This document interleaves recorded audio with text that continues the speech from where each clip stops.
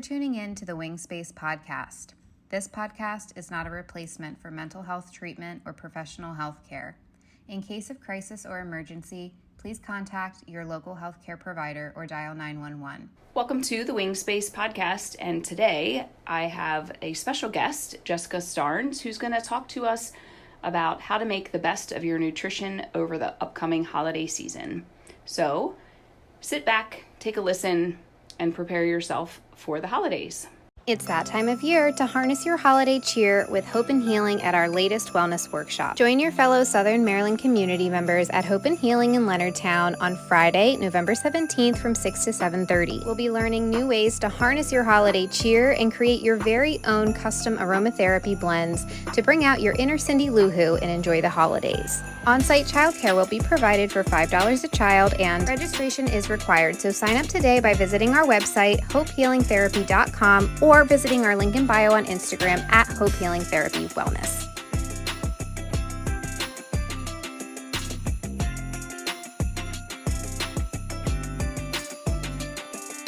And welcome back to the Wing Space podcast, a place to take up space.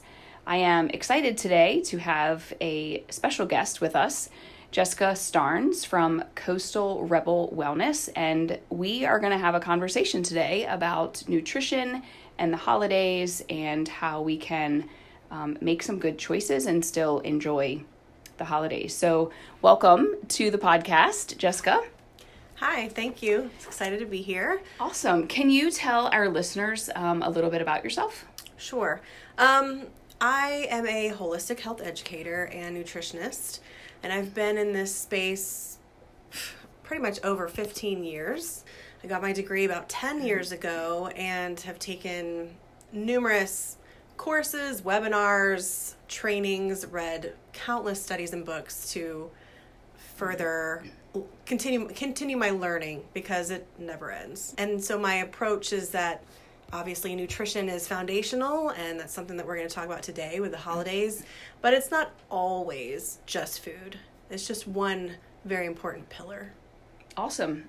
Well, you just said, that nutrition is part of that foundation, and we know that nutrition is always a vital piece of our wellness. Why do you think it's so important that folks focus on nutrition as we enter this holiday season that often involves a lot of food? Mm-hmm.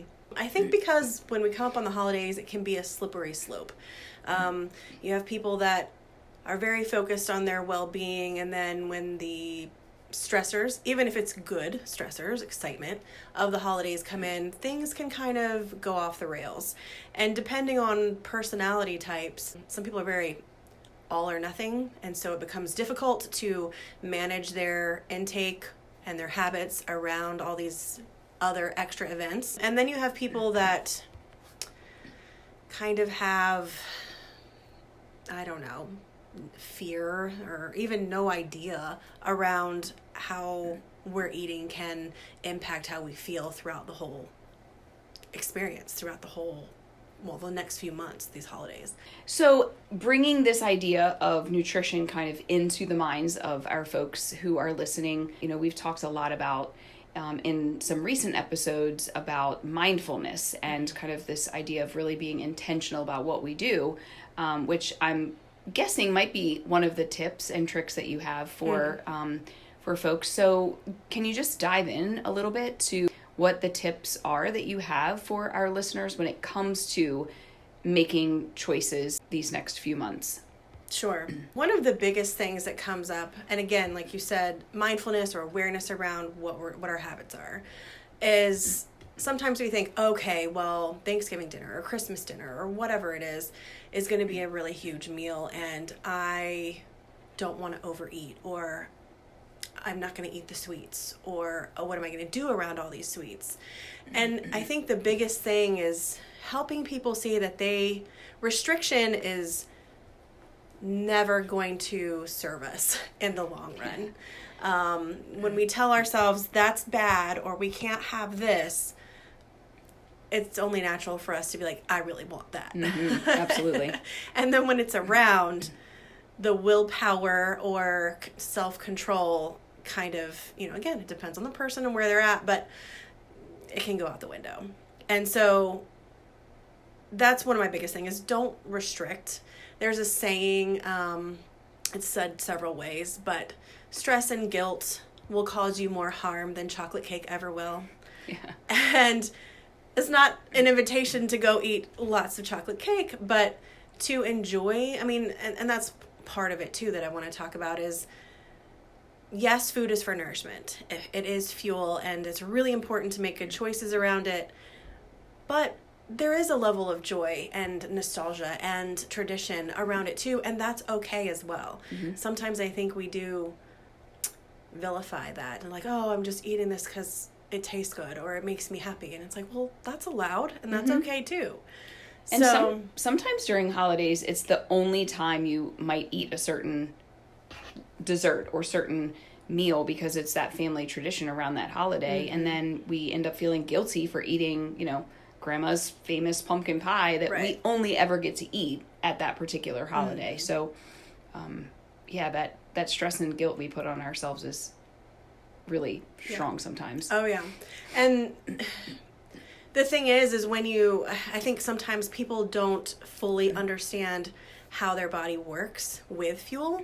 And so when you don't have that foundational knowledge, it can make it even harder to navigate those choices, because there's no way that you can eat 2 Christmas cookies and gain a bunch of weight overnight. Mm-hmm. If you even feel that you do, typically it's not body fat. It's some excess water, glycogen storage into the muscles. That's all it is. Mm-hmm. And so, some people say, well, I can just look at bread and gain weight. Well, not really. Mm-hmm. But, and again, we can dive into those things as well. Why are those things even happening? Why is that water retention happening?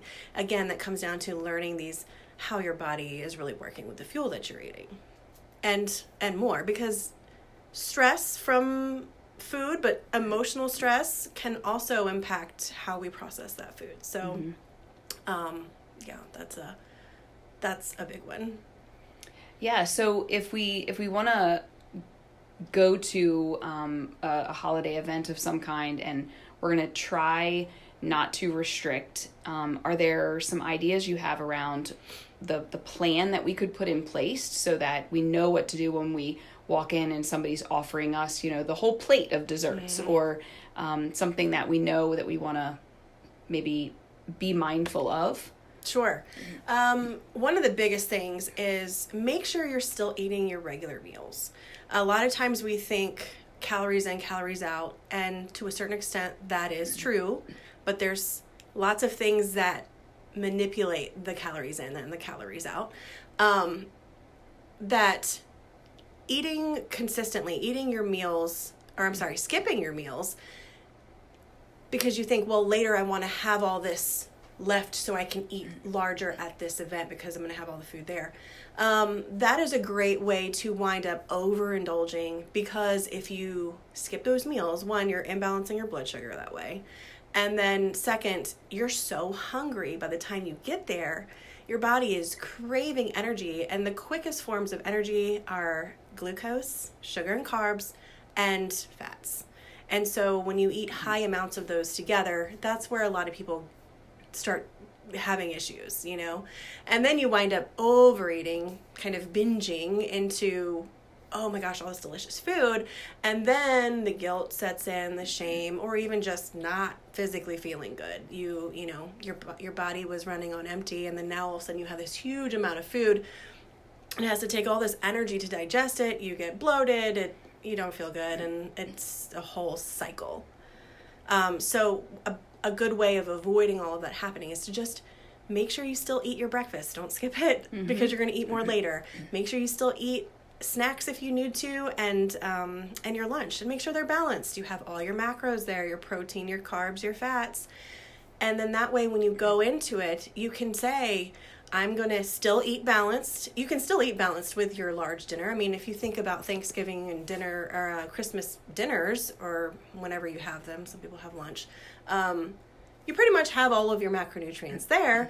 And if you know what those are, you can still compile your plate in a balanced way and then say, I'm going to have pumpkin pie later too. Mm-hmm. Or I'm going to have some cookies and milk, or whatever the treat is. Mm-hmm.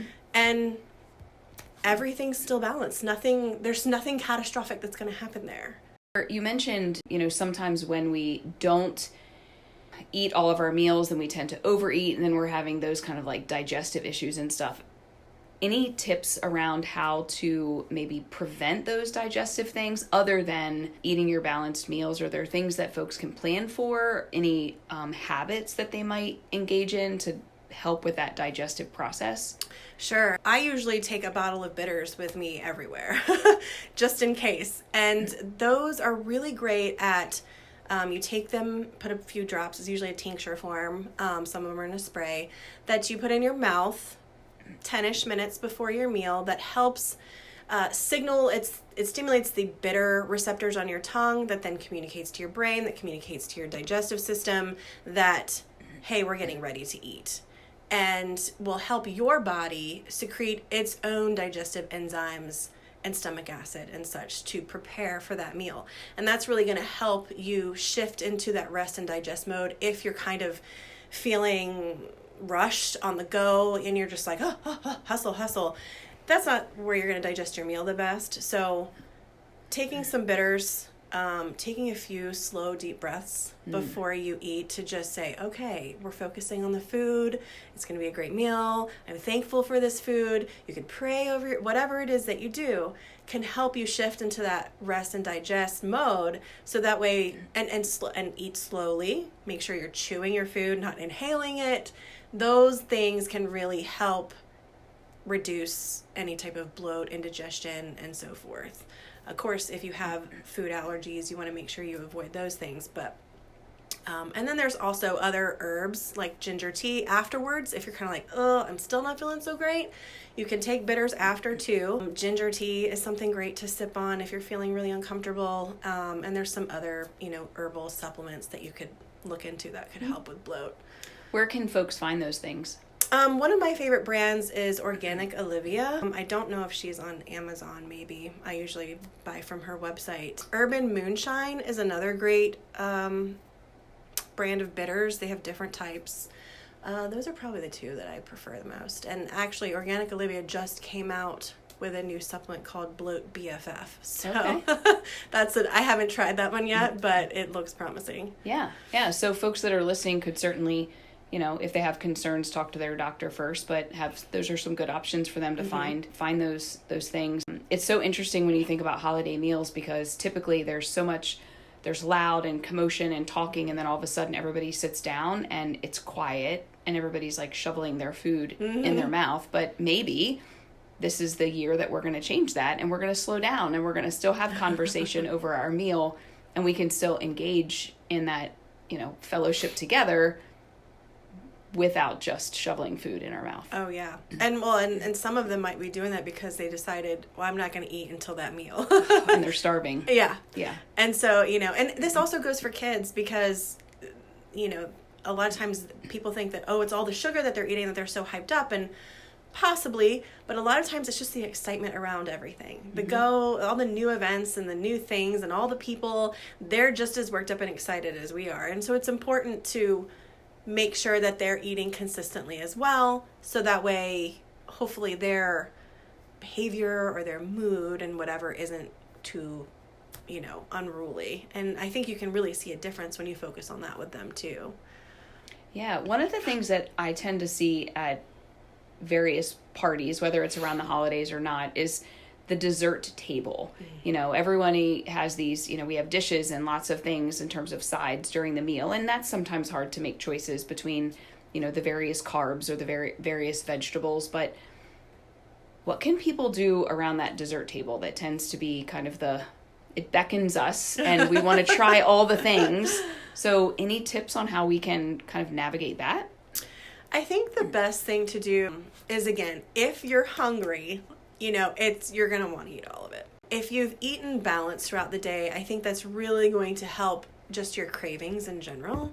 But then if there is a more psychological thing behind it, obviously there's something deeper that you could dive, obviously with you guys. It's the kind of work that you guys do. I would say pick 3 things. Pick 3 things that you're like, I'm going to get, not huge amounts. keep portion sizes in mind. Obviously, that's important.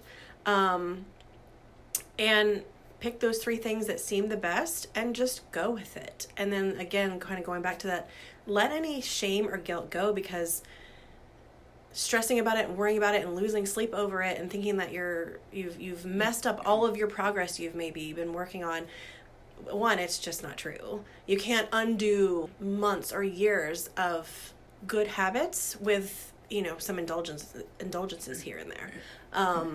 And just realize that part of this is also the tradition, and it's okay. I think there's this thought around it that sugar, of course, is the villain and the worst thing that we could ever consume. And when you go back to what human physiology is glucose is the primary fuel of the cell, always. Even if we don't eat it, our body will break down our own tissues to make it. So there's debate over whether that's good or bad, but it's still important. And so the sugar isn't that much of a villain. It's making sure that our bodies are nourished well enough that we can utilize those carbs and sugars appropriately.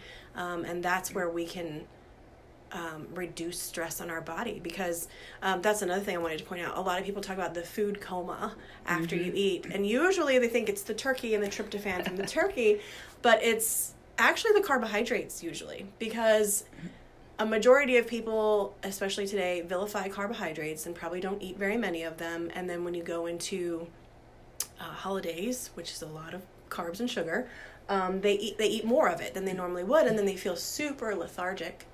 And instead of looking at it as, oh, see, it's so bad for me, I'm having blood sugar problems, you could look at it as carbohydrates reduce the stress response. So if you have higher stress hormones and you eat all of those carbs, they're very relaxing. And so sometimes it makes you very sleepy, because it has now, when we have low blood sugar, that is stress response. That's not a great place to be. Our body freaks out. It raises those stress hormones to send sugar from the liver or our tissues, because our brains need it. And so that's where, the whole sugar and carbs thing, it's like, well, we actually need them. And so again, that was something even for myself, is I used to think, oh my gosh, when I eat these carbs, I feel so tired. Well, maybe I'm not balancing my meals appropriately, or eating the right frequency of meals throughout the day for myself, that when I do eat them, it's calming everything down so much that I'm like, it wants my body to rest. Like, now you can relax and rest. And so much so that it's this pendulum, if I'm way over here in stress land and then I eat carbohydrates, it's kind of swinging way over here to try to compensate, to find that balance again. Hey listeners, quick intermission with one of our providers at Hope and Healing, Kristen Wilson, LCSWC, who has started offering a new program at Hope and Healing for our couples called Prepare and Enrich. So Kristen, could you give us a little more information about that program? Prepare and Enrich is a service that we'll be offering to premarital couples. It is a strength-based program that utilizes assessment portion and then subsequent sessions to look at that assessment and discuss, what are your strengths? What are the areas of growth? What are conversations that you'd like to have as you are leading up to and preparing for marriage? One of the nice things about Prepare and Enrich is that it covers not only a wide variety of areas, but it can be utilized with couples that are in different stages of life as well. So maybe this is your first marriage. Maybe it is a blending of families that come into play when you are preparing for this. So the idea is that we can support you in that process and support you in having conversations with your partner and planning ahead for success. And if someone is listening and is interested in seeking out this service for themselves and their partner, how could they go about inquiring or scheduling an appointment? Contact us at Hope and Healing. You can go to the website and send us your information and we'll get back with you, or you can give us a call and we'll get you scheduled. There's more than one option when it comes to utilizing this program. This is a set group of sessions. So you will either be choosing to engage in 4 sessions or 8 sessions, depending on what your needs are, what your interests are, and what works for you. The assessment is part of both of those. The skill building, the recognizing our growth areas and working on those are included in both of those sets. So you will get that experience, but just the timing of it might look different depending on your needs. Yes, so you can give us a call at 301-690-8404, extension 0. If you get the voicemail, make sure that you leave us one so that we can give you a call back within 24 hours. You can also visit our website, like Kristen mentioned, at hopehealingtherapy.com. So the idea of, you've mentioned stress quite a bit, a little bit about psychological stress, but also the physical stress on our bodies. And I think that most of us can probably agree that family gatherings in and of themselves are stressful. So if we tend to have a hurried and harried life and have that increased stress hormone to begin with, and then we're going into the holidays and going into an event, then that's going to make it worse, which may make that carb response even more significant. And you talked about this idea of planning ahead. So I'm kind of putting this all together in my brain, thinking about, if you know that eating lots of carbs is going to make you super tired or super bloated or something like that, giving ourselves permission to not eat Aunt Sally's meal, side dish, whatever it is, out of feeling obligated to do so because she made this meal. Because if we know that it's just not going to sit well with us, and then we don't want to be miserable for the rest of the day or even tomorrow or the next, releasing some of that stress and guilt also around feeling like we have to eat the things that are put on our table or on our plate. And I think that's a deeper thought or behavior with people pleasing. Absolutely. So that can open a whole other can of worms. Well, and I was raised in the generation of, you eat everything on your plate. If it's put on your plate, you eat it. And sometimes the portions that I might have been given may not be what I actually wanted. And so, the idea of intuitive eating just kind of goes out the window. And little kids are great at doing that until they're forced to, now's the time you eat and this is how much. And I think we carry a lot of that into adulthood. And then we're like, okay, there's 15 different things on this big holiday table and I have to eat everything, when we don't have to eat everything. And we can give ourselves permission to eat what is best for our bodies. Right. Yeah. And then, and of course, just even controlling, I know for my family, or both families, it's pretty much buffet style. You kind of go get what you want, so then that way you do have this freedom to get the portion sizes that you want instead of, it's not served to you. I don't know, that may not be everybody's situation, but that helps. Yeah. Because, and then of course, my family is very small. My husband's family is very large. So his family, no one's really paying attention to what's on anybody's plate. As where my family gathering is way smaller and maybe they're paying attention. I don't think anybody really cares. But in some situations they might. Like you said, someone could feel really offended if you didn't eat what they brought, know. And, I think it's just being open and honest and just saying like, hey, I'm one human, one stomach. I can only eat so much. Right. Well, and making the food item the issue, not the dish. So instead of telling, poor Aunt Sally, I'm going to pick on her again. Instead of telling Aunt Sally, I can't eat your green bean casserole, maybe you say, oh gosh, that dairy that's in it really messes with my stomach. And I'm just trying to not, be feeling yucky later. So instead of, I don't want to eat your green bean casserole, it's, dairy is just not working with me right now. To be able to politely say no to that thing that you really don't want to have to eat because you know what it's going to do to you. Right. Oh, yeah. And, and then it's up to them to let them feel their feelings. Absolutely. Absolutely. If they're going to get upset, that's, it's on them. It's not on you. Man, we could dive into so many different rabbit holes in this conversation.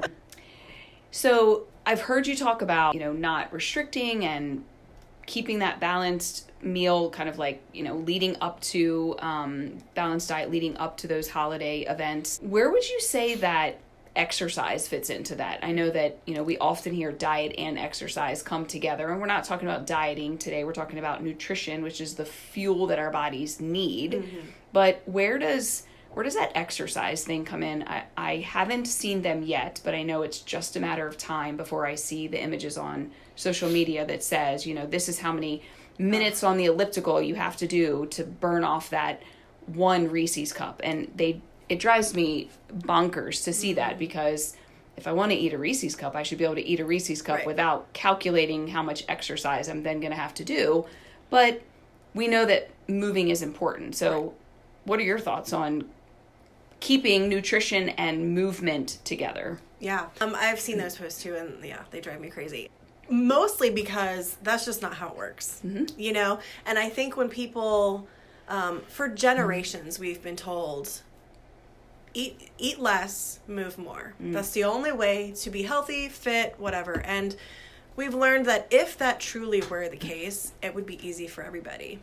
We would all be super thin, I guess. And that's not how it works. Because like I was saying earlier, the calories in, calories out model matters. But there's things that manipulate the calories in, and there's things that manipulate the calories out.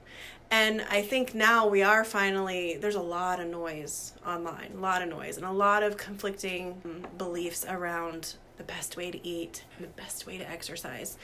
And I think, again, it kind of comes down to when we can really just learn physiology. And I know some people think, oh, that's so hard, that's so much science, I'm not that smart. And really, we can simplify it down. You don't have to know all the complex nuances of everything. You don't have to be a scientist to understand it. But there is a foundational level that I think if more people knew, that when all that noise did come up, which a lot of it is marketing to get you to buy supplements or programs and such, that you'd be able to confidently brush that stuff away. But like you said, movement is really important because, well, one, that helps us process carbohydrates. Muscle is one of our best glucose disposal sites. And so whenever we do eat carbohydrates, especially if we eat in excess of them, that moving, going for a walk, even just a 10-minute walk, can really help us keep our blood sugar stable. It's not so much about keeping our blood sugar low, because that's stressful on the body. It's about keeping it balanced. We still want the rolling hills where it does go up and it does come down in gradual ways, instead of the roller coaster where it spikes and crashes all day long, and then you're trying to play catch up all day long. That's very stressful on the body. And I think people do, when you hear stress, you just think emotional stress, but this blood sugar roller coaster can be a very physiological stress. And a lot of times when we can get that under control, the emotional stuff we can tend to handle a little bit better. But the movement piece, so of course working on having a good level of muscle mass is important just for even longevity. But getting that movement in every day, there is a certain level of movement we should have. I mean, some people settle on 10,000 steps a day, which I believe is just a marketing tool to sell a pedometer. But it's still kind of a pretty good goal. It doesn't have to be that. But just keeping moving is, again, going to use that energy that you're putting in, as where if you're just sitting around, you don't need all that excess energy, which is what carbohydrates and fats really are. Yeah. I feel like a lot of things, unfortunately, kind of spin back to the pandemic, but the reality is a lot of us sat around for a long time. And so coming out of I think at one point I heard somebody say it was, when you go to college, it's the freshman 15, and people were saying that it was the COVID-19. Everybody's putting on 15, 20 pounds. And it was because if I worked in an office building and I had to, walk to people's offices and walk to the bathroom and walk to the mailroom and all those things, and now I'm sitting at my desk all day long, I'm not engaging in that non-exercise activity that our bodies really need. And we just became so sedentary. I think what also happened, I hear this with my clients, is that they're not less sedentary, but they're working out. And I heard this term that they're active couch potatoes. So they're still getting in that hour of exercise or 30, 45 minutes, but then they're sitting behind their computer. And so I hear people say, well, I'm just so tired. Well, I just heard you say they're eating and they have these carbs in their body and there's nowhere for these carbs to go. Mm-hmm. And so now we're in that like carbohydrate slump because we're not using the carbs, and mm-hmm. where else are they going to go but to our hips? Yeah. So yeah, it sounds like even just you use this nice 4-letter word, walk. You know, people think, oh, I have to get that, you know, what's it like, the trot before the turkey or whatever. Oh. You know, we don't have to work our bodies hard. We can just go for a walk. Yeah. I mean, if you have a consistent routine and that it is best for you to stick with that routine through the holidays, then do so. You know, if you were supposed to lift weights on Thanksgiving Day and you think that it's fine to still do so, like you can fit it in, it's not going to stress you out more, do it. Mm-hmm. But you could but it's also to be like, you know what, it's the holiday, I really don't want to, I've got other stuff going on, then skip it. Mm-hmm. Nothing terrible, catastrophic is going to happen, like, just for a few times like that. I mean, even taking a whole week off is, some people really do panic, and I think there's other underlying factors into that, you know, like people that are very type A or achievement, productivity all of the time, which again, that's some other underlying things. They get freaked out when they're like, what? I can't do my workout? Ugh. Mm-hmm. And that's something to dig into. You know, triggers like that are teachers. And so, you know, dig deeper into why that is.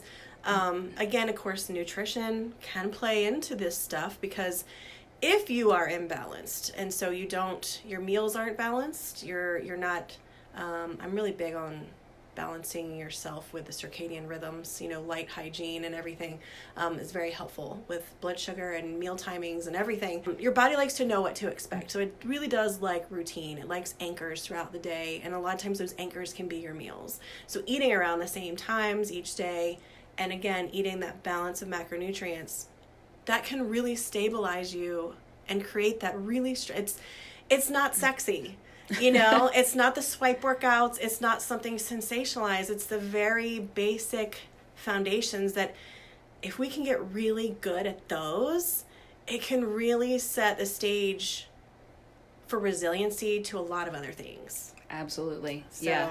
And I think you were talking about, you know, circadian rhythm, and I should be taking notes because I'm thinking lots of more topics for you and I to talk about. But we have to pay attention. I think that all of us are also a little different. You know, my husband wakes up and like his eyes are open and he's ready for breakfast. I have a son that's the same way, whereas I need to be awake for like an hour, maybe even an hour and a half or 2 hours before my body's ready for food. And it works. What, you know, works for them, works for me.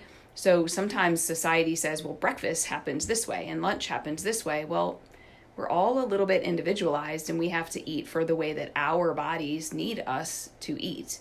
Yeah, this is good stuff. So, you know, not restricting, keeping that balanced diet, keeping moving, planning ahead. So all of these have been really great tips. Anything else that you can think of that you would want our listeners to know? Recapping everything, my biggest thing is just don't get into restriction mindset.